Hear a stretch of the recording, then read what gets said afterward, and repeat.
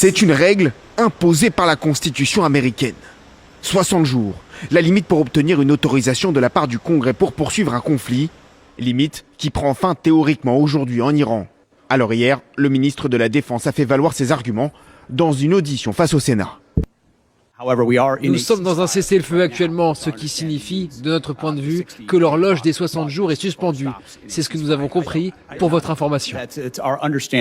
Une défense rejetée par l'opposition démocrate, car le détroit d'Ormuz est toujours soumis au blocus américain. Une opération dont le coût pour les États-Unis se précise. Le Pentagone évoque une facture de 25 milliards de dollars, dont la majorité a financé les munitions.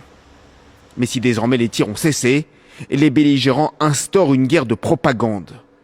À la télé iranienne, une lettre du guide suprême est lue en direct. 2 mois après le plus grand déploiement militaire et l'agression menée par les tyrans de ce monde dans la région, et après la défaite honteuse des États-Unis, un nouveau chapitre s'ouvre pour le Golfe et le détroit d'Ormuz.